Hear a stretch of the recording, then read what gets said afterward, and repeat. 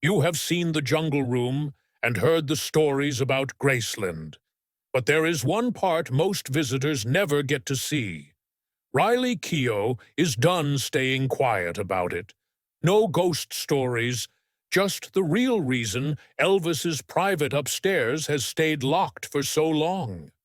Riley has revealed details that will change what you think about Elvis, the king of rock and roll. Is that part of the house a shrine or something more personal? Let's explore the hidden part of Graceland through Riley's eyes. The mansion has always felt larger than life, with a mix of rock and roll dreams, Southern charm, and Elvis's style.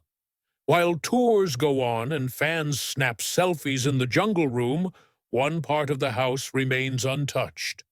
The second floor has been off limits for more than 40 years. Unspeakable and unseen, it's like the holy grail of rock history. Only Elvis's family and a few insiders have ever set foot there. If your last name isn't Presley, you're out. Until now. Elvis's granddaughter Riley has been upstairs, and she's sharing rare, emotional, and strange details. So, what was Elvis hiding? Why keep that floor locked for decades? And what did Riley find that makes fans question everything they thought they knew? To understand, we have to go back before the fame and the jumpsuits, before Elvis became a legend. Back when Graceland was just a quiet house on the edge of Memphis. Built in 1939 by a printing shop owner, it had 10 rooms, white columns, and a porch with Southern charm. Fast forward to 1957. Elvis was just 22, caught in teenage chaos. Fans chased him, cameras followed, and he couldn't find peace. So he bought Graceland for $12,500, money at the time. Not because it was big or fancy, it wasn't. He wanted privacy, but he didn't get much. Instead, he turned the house into his own paradise. Over time, Graceland reflected Elvis's wild personality. It was a place full of quirks and uniqueness. He didn't just live there, he decorated it his way. The Jungle Room is a good example. While the downstairs is famous worldwide, the upstairs stayed frozen in time, like a sealed capsule. Now Riley gives us a peek inside what's been hidden away. It's about more than velvet curtains or old cologne bottles. It's about Elvis, the man, not just the legend. It's about his quiet, complex side that never made it to the stage. After all these years, someone from inside is finally sharing just a little. You'd think you're walking into a jungle-themed lounge, not a home of a southern rock star. It looks wild, lush, and mysterious. The room was Elvis's personal recording studio. Some of his last hits, like Moody Blue, were made there. It has the same strange, dramatic vibe as Elvis himself. Just outside the house, there's a quiet garden. It was built in 1964 to be peaceful, with stone paths and calm surroundings. But over time, it became more than that. Today, it's the burial site. Elvis, his parents, his grandma, and his daughter Lisa Marie are all buried there. Elvis's family is together in one quiet garden. Fans from around the world visit this peaceful spot. And they are not the loud fans in sunglasses or with screaming voices. Visitors arrive quietly, leaving flowers, letters, and small keepsakes. At this special place, the excitement about Elvis fades into true feelings. Since opening in 1982, Graceland has welcomed over 20 million people. This isn't just tourism, it's a true pilgrimage. People from all over the world enter those gates hoping to feel closer to the man who changed music, not just sang. Graceland ranks as the second most visited house in the U.S., after the White House. Inside, endless rooms contain gold records, rhinestone jumpsuits, and Cadillacs. But one area remains completely off-limits. Upstairs. That part is locked tight, untouched, since Elvis died. Fans and historians have wondered about it for years. What's up there? Why keep it so protected? What secrets lie beyond that staircase? Only a select few family members and close friends have ever been allowed inside. Not because of anything strange, but because that space is sacred to the Presley family. It's where Elvis slept and where he passed away. His shiny jumpsuits still hang in the closet, waiting for one last show. It feels like time stopped on that floor. While the world keeps spinning, Elvis stayed right there. Now Riley Keough, Elvis's granddaughter and Lisa Marie's daughter, owns Graceland. Growing up with stories and legends, she carried a lot of pressure. Her bond with the house is real and much deeper than family history. And for the first time, Riley is talking openly. She's offering a rare look behind the scenes. She isn't just giving a tour, but sharing what the upstairs meant to her and Elvis. That was his retreat when he didn't want to be Elvis. It was his quiet space to read, write songs, grieve, and dream. Maybe he even ate a peanut butter banana sandwich there in peace. It was a private place in a house full of flash. Riley says the locked rooms aren't hiding anything nefarious. They hold on to everything, emotions, memories, and Elvis himself. It's like he never left. His cologne still floats in the air. His books are untouched. The records are stacked just as he left them. If you could go upstairs, it would seem like Elvis just stepped out. That part of Graceland has been sealed since August 16th. 1977. It wasn't locked to create mystery or for show. It was a family choice. Elvis's father, Vernon Presley, made sure no one went up there.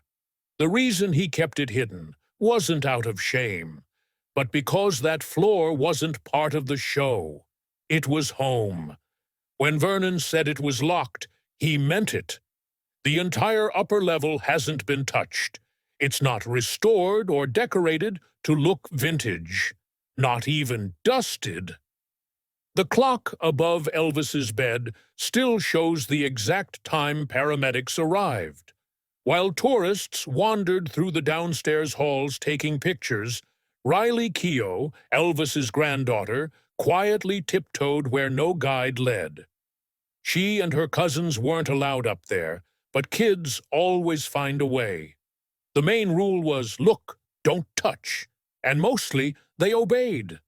They moved quietly, soaking it all in like they were in a shrine.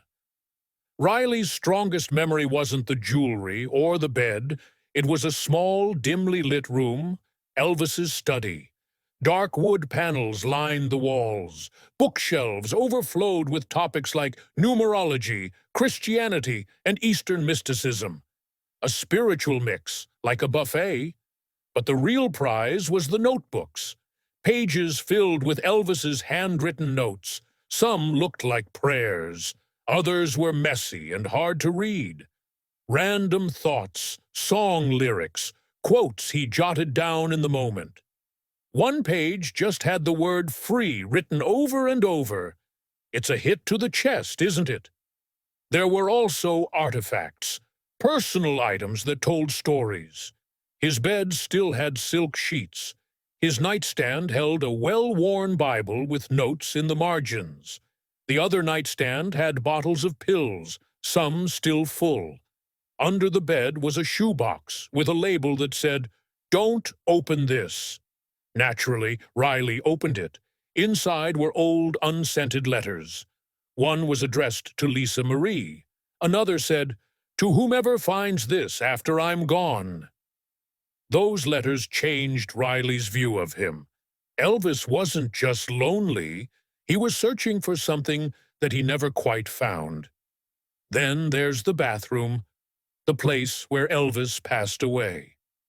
Riley keeps quiet about it out of respect, but she says it hasn't changed. Not a towel has moved. It's sealed off like a shrine. Not just because of the tragedy, but because that room was also his escape. He would read, meditate, or sit alone there, probably trying to breathe in a crazy world that never left him in peace. There's one room you never hear about. It's not in any guide, not on any Graceland blog. Riley calls it the quiet room. It's at the end of the hall. Soft, warm lighting, floor cushions, and the gentle hum of an old sound machine set a calm mood. There are no pictures, no tours, no fan pages. This was Elvis's quiet space to relax, pray, reflect, and hide. Maybe it was his escape from a house that constantly watched him. So why does Riley talk about it now? For years, the upstairs remained silent out of respect. Her mother, Lisa Marie, protected that space fiercely. It hurt to open up. It felt sacred. Grief like that isn't meant for displays. After Lisa Marie died, Riley held the keys both in her hand and in her mind. She became the keeper of Graceland and of Elvis's legacy.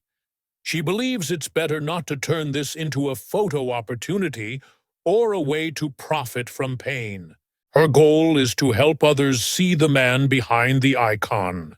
Still, she is clear the upstairs door will stay closed forever. Some stories don't need to be seen. They just need to be listened to. Some spaces are meant to remain personal, she says. That doesn't mean they have to stay secret.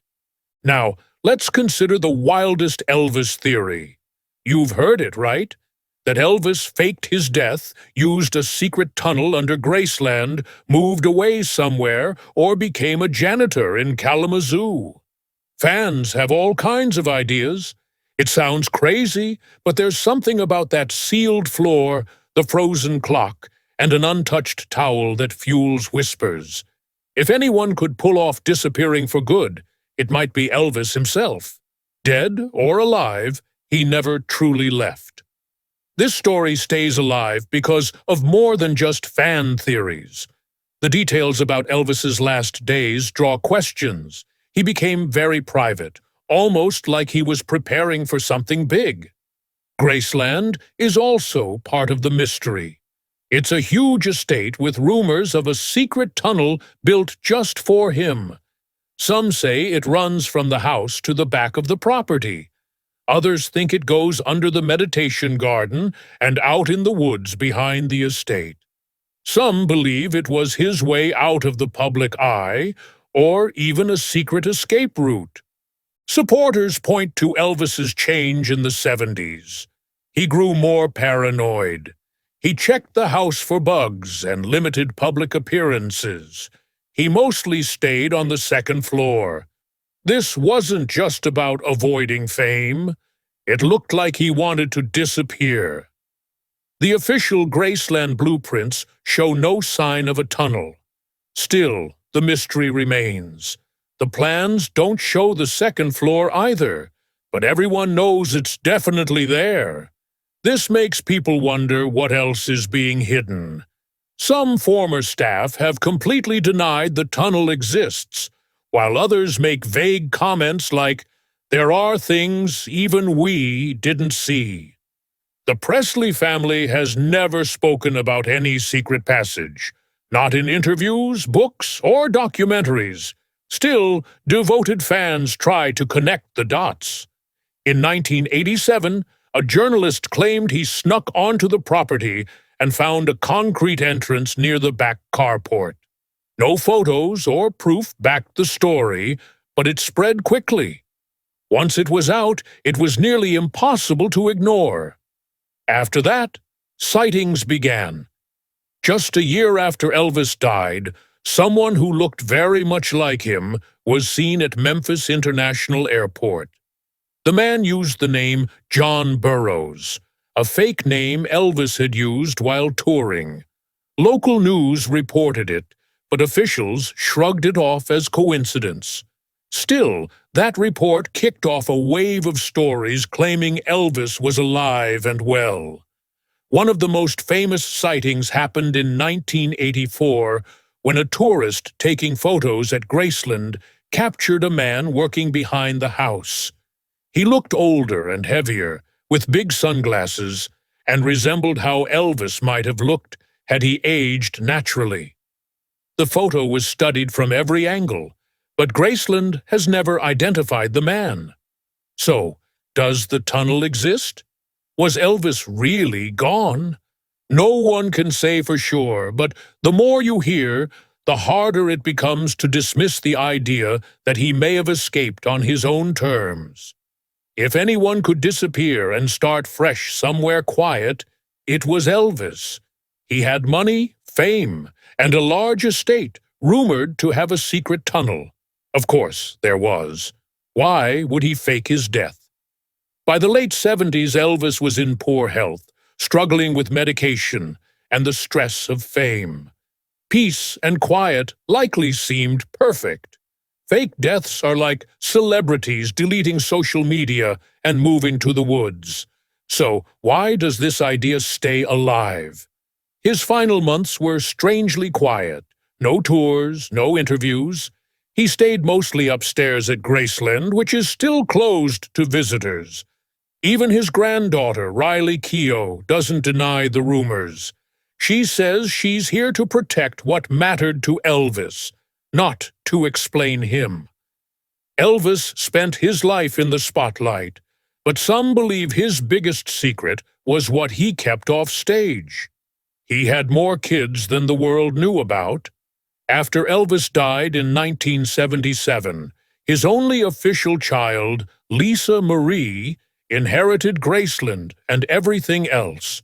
When she died in 2023, her daughter Keough took over. But her transfer of control was messy. Lisa's mother, Priscilla Presley, challenged a change made to the trust years earlier. They settled, but it made one thing clear. This isn't just a family legacy. Elvis's estate is worth hundreds of millions, so many want a share. Rumors about his family are common. Over the years, people appeared claiming to be his children. Some bring DNA tests, birth certificates, or photos that seem too close for comfort. Others file lawsuits to claim part of his fortune. Some even wanted to exhume Elvis for tests, but that was denied. Proving a relation to Elvis is tough. You need solid DNA evidence, proof of custody, and real court-worthy proof, not just claims or fan site purchases. Still, new claims keep showing up. Some believe Elvis had secret affairs in the 50s and 60s. There are stories about hush money, anonymous calls, and secret letters, but no family member confirms them. Neither Lisa Marie nor Riley has backed these stories. Now, Riley, age 34, manages Graceland and Elvis's legacy. She's opening new doors and keeping others closed, literally. Her second floor is off limits. No tours, cameras, or exceptions. That space remains private. Perhaps some things are just too sacred to share. Elvis kept recording even after his fame faded. His last sessions in 1976 took place in Graceland's Jungle Room. They were simple and raw, full of mood. He recorded haunting gospel songs and demos. Some were released after his death, but not all. Many songs were left unfinished or shelved because of his declining health. Then came the bootlegs. Hidden recordings with alternate takes appeared online. Some sounded like Elvis, others were fake. One track called "This Is Goodbye" was made public before his death. It was exposed as fake when someone matched the voice to an impersonator. Still, new tapes keep surfacing. Why do stories about Elvis come back? Not just because of the unknown tapes. It's the silence surrounding him. Most Legends archives are opened and dusted off. Elvis's are mostly still shut tight. Sony and RCA released some boxed sets, but only the known recordings. What about the unreleased reels? Riley says some rooms upstairs, Elvis's bedroom and study, have not been touched since he died. They are exactly how he left them. She didn't say if tapes are there, but hinted at personal items not yet catalogued. Experts believe many documents, letters, and audio are still waiting for digitization. An ex-staff member said he saw a player in the study with unlabeled tapes. No official confirmation exists, but it fits Elvis. He recorded himself often, not for the public. He used tapes to test ideas and listen to his voice. His longtime producer, Felton Jarvis, once said Elvis made much more music than RCA released. He did late-night sessions, piano demos, and voice notes. Most of that is still unheard.